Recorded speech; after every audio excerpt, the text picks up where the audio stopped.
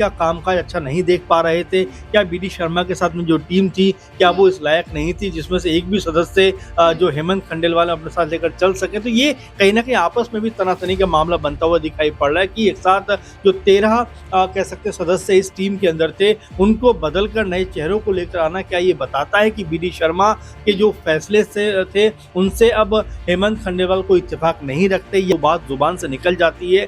क्या उनके मन में कोई ऐसी कड़वाहट है जो उन्होंने अपना कह सकते हैं शब्दों के जरिए इस बात को इजहार किया है? हेमंत खंडेलवाल चूंकि वरिष्ठ नेता हैं, बड़े नेता हैं, कई बार विधायक रह चुके हैं, सांसद रह चुके हैं, तो ऐसे में क्या कैलाश विजयवर्गीय को ऐसा लग रहा है कि उनको यहाँ पर होना चाहिए था लेकिन उनकी जगह?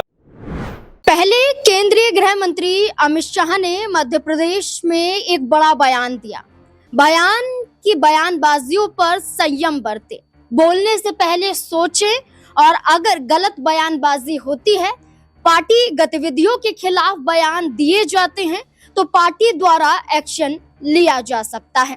जहां केंद्रीय गृह मंत्री अमित शाह ने यह बयान जारी किया और भाजपा के कई मंत्रियों पर गाज गिरने तक की नौबत आ गई, तो वहीं अब दूसरी तरफ नए प्रदेश अध्यक्ष बनाए गए हेमंत खंडेलवाल ने भी एक बड़ा संकेत दे दिया है। हेमंत खंडेलवाल का ये कहना कि अब संगठन को मजबूत करने का समय आ गया है। जो पार्ट टाइम संगठन के साथ जुड़े हुए हैं, जो पार्टी के साथ पार्ट टाइम के लिए जुड़े हुए हैं, उनकी विदाई अब तय मान ली जाएगी।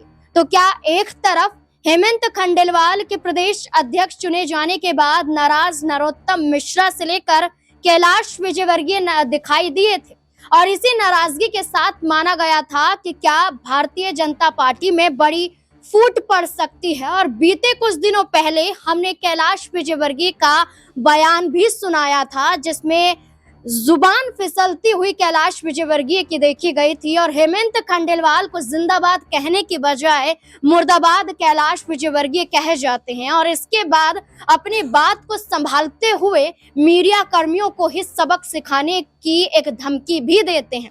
साथ ही साथ अगले ही दिन कैलाश विजयवर्गीय हेमंत खंडेलवाल को कहते हैं कि हम आपका आदर करते हैं और भारतीय जनता पार्टी ने आपको जिस पद पर बिठाया है, इससे पहले आप सांसद भी रह चुके हैं, इससे पहले आप विधायक भी रह चुके हैं, तो ऐसे में आपका हमारा पैर छूना शोभा नहीं देता है। जहां कैलाश विजयवर्गीय ने कहा कि शोभा नहीं देता है कि आप हमारे पैर छुएं, तो मैं चाहूंगा कि आप हमारे पैर ना छुएं बल्कि हम आपके पैर छुएं। तो इस बात को संभालते हुए नजर तो आए, लेकिन हेमंत खंडेलवाल का आखिरकार ये कहना क्या सवाल खड़े करता है कि कैलाश विजयवर्गीय, नरोत्तम मिश्रा जैसे नेताओं की अब बीजेपी से छुट्टी होने वाली है। आखिरकार क्या कुछ देखा जा रहा है, इस पर भी नजर डाल लेते हैं। देखिए, बीजेपी के नए मुखिया का ऐलान, पार्ट टाइम राजनीति करने वालों की होगी विदाई। यहाँ देखिए, मध्य प्रदेश भाजपा को पहले विधानसभा 2023 और बाद में लोकसभा 2024 में मिली जीत का रिकॉर्ड बनाए रखने के लिए प्रदेश भाजपा के नए मुखिया हेमंत खंडेलवाल अभी से जुट गए हैं। वे लगातार कार्यकर्ता मिलन कार्यक्रम के साथ कई जिलों का दौरा भी कर रहे हैं और हाल फिलहाल में वो इंदौर, उज्जैन, बैतूल जैसे जिलों का दौरा करते हुए नजर आए थे। इसके बाद ग्वालियर, चंबल, बुंदेलखंड, इन जगहों पर भी वो जाएंगे। लेकिन इस दौरे के साथ साथ ये भी कहा गया कि भाजपा प्रदेश अध्यक्ष ने संगठन की नई टीम तैयार करने को लेकर अपनी प्राथमिकताएं तय की हैं और इन प्राथमिकताओं के मुताबिक अब संगठन से पार्ट टाइम काम करने वालों को विदा करने का समय आ गया है और विदा कर ऐसा मौका मिलेगा जो पूरा समय संगठन को दे और उन्हें मजबूत कर सके। यहाँ पर ऐसी बातें कही गई हेमंत खंडेलवाल के जरिए, ये जो बातें कही जा रही हैं, क्या साफ संकेत है कि भारतीय जनता पार्टी से कई बड़े चेहरों की विदाई होने वाली है या वो खुद भारतीय जनता पार्टी को छोड़ने का विचार बना सकते हैं? तो ऐसे में जो तमाम सवाल खड़े हो रहे हैं, इन तमाम सवालों के जवाब खंगालने की कोशिश करते हैं। मेरे साथ अमन सर जुड़ चुके हैं। सर, कैसे देखते हैं उनके इस बयान को और क्या लगता है कि नई कमान, नया चेहरा और क्या बीजेपी में जो पुराने चेहरे हैं उन पर गाज गिरती हुई नजर आ सकती है? देखिए जो नई टीम बनाने की बात कर रहे हैं तो जाहिर बात है कि जब भी कोई नया इस तरह का पद पे आता है तो अपने हिसाब के या अपने मनचाहे लोगों को जगह देता हुआ दिखाई पड़ता है और इसी तर्ज पर देखा जा रहा है कि हेमंत खंडेलवाल भी अपने कह सकते हैं नज़दीकी लोगों को यहाँ पर लेके आना चाहते हैं। ये भी कहा जा रहा है कि जिन 13 लोगों को बी डी शर्मा ने, जो पूर्व अध्यक्ष थे बीजेपी के मध्य प्रदेश में, उन्होंने जिन 13 लोगों को अपनी टीम में रखा था वो 13 लोगों में 7 आई थिंक विधायक थे और 5 मेरे ख्याल में जिस तरह से सांसद थे। तो ये बताता है कि जो लोग पहले ही बिजी हैं, सांसद हैं, विधायक हैं, मंत्री हैं, वो किस तरह संगठन का कार्य कर पाएंगे। और ये कहा जा रहा है कि जो दोहरी जिम्मेदारियां हैं ऐसे लोग नहीं चाहिए, बल्कि ऐसे लोग चाहिए जो एक ही काम को एक वक्त पे करें, यानी कि अगर वो पार्टी के संगठन का काम देख रहे हैं तो उसमें ही उनको लगे रहना चाहिए। अब ऐसे में अगर सांसद मान लीजिए इस टीम का हिस्सा होगा तो कह सकते हैं बेहतर काम या बेहतर योजना नहीं बना सकता। खैर ये एक ऐसी बात है जो लगातार पार्टी को बेहतर बनाने के लिए की जा सकती है या की जा रही है, लेकिन महत्वपूर्ण बात इसमें ये हो जाती है कि क्या बी डी शर्मा पार्टी का कामकाज अच्छा नहीं देख पा रहे थे? क्या बी डी शर्मा के साथ में जो टीम थी क्या वो इस लायक नहीं थी जिसमें से एक भी सदस्य जो हेमंत खंडेलवाल अपने साथ लेकर चल सके? तो ये कहीं ना कहीं आपस में भी तनातनी का मामला बनता हुआ दिखाई पड़ रहा है कि एक साथ जो 13 कह सकते सदस्य इस टीम के अंदर थे उनको बदल कर नए चेहरों को लेकर आना, क्या ये बताता है कि बी डी शर्मा के जो फैसले से थे उनसे अब हेमंत खंडेलवाल को इत्तेफाक नहीं रखते या उनको लेकर बहुत खुश नहीं है, इसीलिए पूरी टीम यहाँ पर बदलते हुए नजर आ रहे हैं? देखिए जो कैलाश विजयवर्गीय का बयान था और इस बयान में जहां वो हेमंत खंडेलवाल को मुर्दाबाद कहते हुए नजर आए, पहले पूरी कोशिश थी कि वो दबाव बना रहे थे, दबाव केंद्रीय गृह मंत्री अमित शाह पर भी बनाया गया था,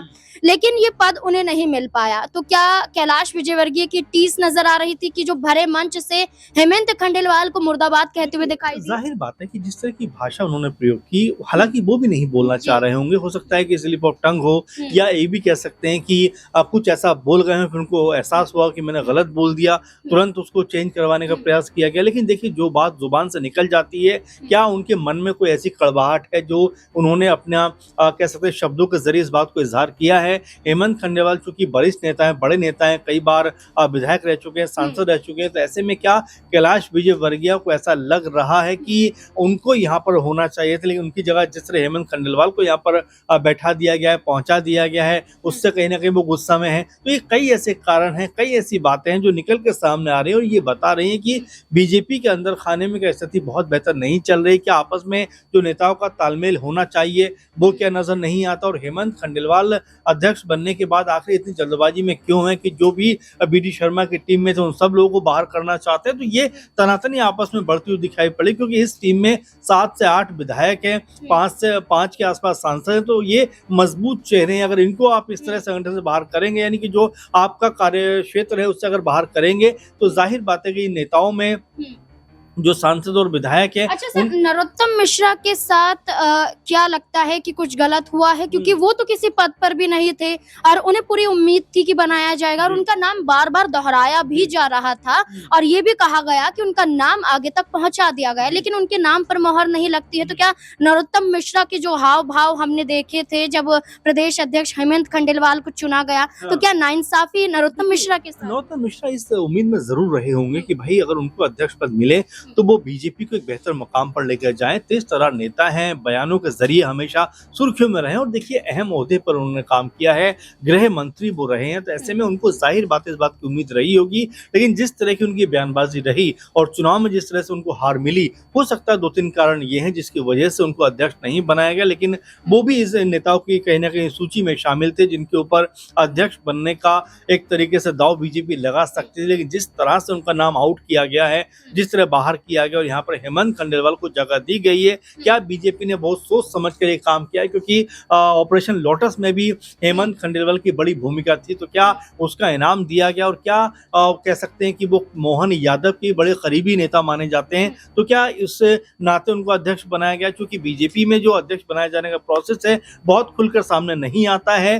कई बार ऐसा देखा जाता है कि सिर्फ एक नाम को कह दिया जाता है, उसी नाम पर अंतिम मोहर लग जाती है। लेकिन जिस तरह के फैसले अब हेमंत हेमंत खंडेलवाल कर रहे हैं नाजमीन की भाई की पूरी टीम को चेंज कर रहे हैं, उसे ऐसा लगता है कि बीजेपी के अंदर खाने में अब यहाँ पर आपस में तकरार बढ़ती हुई दिखाई पड़ेगी। बिल्कुल, हेमंत खंडेलवाल की नई टीम और मजबूत टीम की बात कही जा रही है और जो पार्ट टाइम जो संगठन को चला रहे थे उन्हें कहीं ना कहीं उनकी विदाई को लेकर हेमंत खंडेलवाल द्वारा एक बड़ी चुनौती कहें या संकेत कहें या चेतावनी कहें, ये दी तो जरूर जा रही है, लेकिन देखना होगा कि क्या वो कामयाब हो पाते हैं या मुख्यमंत्री मोहन सिंह यादव पर जितने इल्जाम लग रहे थे कि आप सत्ता में आ गए, मुख्यमंत्री चुन लिए गए, लेकिन शिवराज सिंह चौहान जैसे कार्यकाल मोहन सिंह यादव का नहीं देखा गया। चाहे कितने भी गंभीर आरोप लगे, लेकिन शिवराज सिंह चौहान के कार्यकाल को बेहतर बताया गया। तो क्या अब हेमंत खंडेलवाल को जो चुना गया है वीडी शर्मा की जगह, क्या भारतीय जनता पार्टी का ये फैसला सही हो सकता है या फिर नहीं? आपकी नजर में क्या हो सकती है राय? अपनी राय कमेंट सेक्शन में जरूर दें। देखते रहें SPN9 न्यूज। धन्यवाद।